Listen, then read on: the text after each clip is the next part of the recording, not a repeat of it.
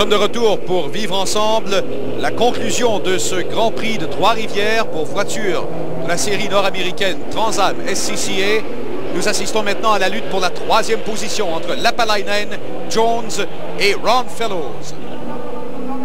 Lapalainen, voiture noire, avec Jones derrière, Ron Fellows qui suit de très près, regarde les concurrents devant lui. Je pense qu'il va tout simplement choisir d'attendre le moment idéal pour tenter une manœuvre. Oui, à ce moment-ci, sachant qu'il reste seulement que quelques tours à faire, alors il n'a absolument pas de chance à prendre, dû au fait qu'il a déjà eu quelques têtes à queue. Ouais. C'est pas le temps de perdre une position, parce qu'actuellement, il a des grandes chances de pouvoir aussi bien finir troisième, quatrième ou cinquième.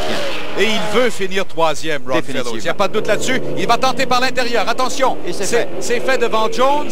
Et là, il est quatrième. Il n'y a que Lapalainen devant lui maintenant pour monter sur le podium. Vraiment, un spectacle éblouissant offert aujourd'hui par Ron Fellows, le pilote canadien de Mississauga en Ontario. C'est définitivement lui qui a fait le spectacle de la journée, parce qu'il est partout sur le circuit, il a poussé très fort, il a utilisé tout le circuit.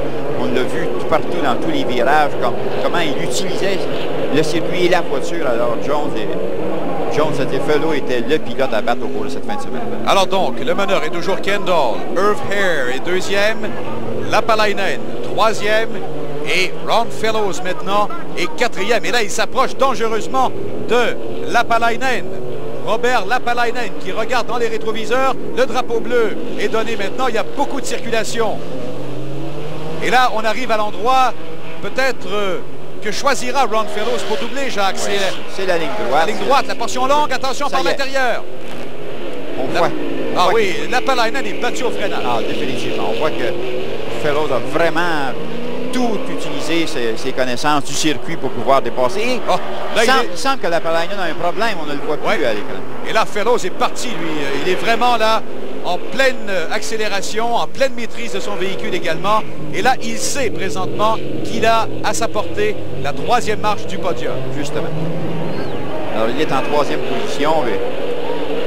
Alors, on aura eu raison de lui faire confiance pour le reste de la saison, Jacques. Oui, définitivement. C'est un pilote qui est très coloré, qui va très bien, justement pour pouvoir parler de ses commanditaires. C'est un type qui est toujours bien placé, qui est toujours avenant avec les journalistes, qui va justement pouvoir promouvoir des compagnies comme Mackenzie, par exemple. Pilote qui se comporte bien en course également. Oui. On l'a vu tellement souvent dans la série Players Limited GM. Il est bien aimé de tous les autres pilotes, partout où il passe. Alors, Ron Fellows, avec qui nous disputons ces derniers tours du Grand Prix de Trois-Rivières.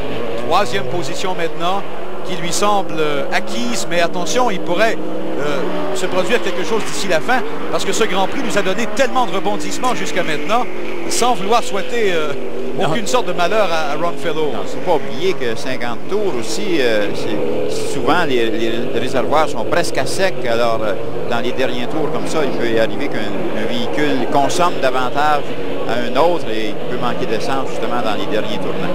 Oui, c'est une épreuve éprouvante pour les mécaniques, les freins et pour les carrosseries également. Oui.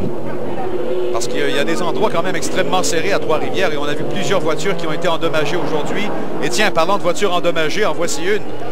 Oui, la voiture numéro 7 encore de Gentillotti. Oui, qui quelquefois, on l'a vu à l'écran dans des ralentissements ou étant pris en tête à queue. Alors, il semble qu'il a eu sa part de problème tout au cours de cette course.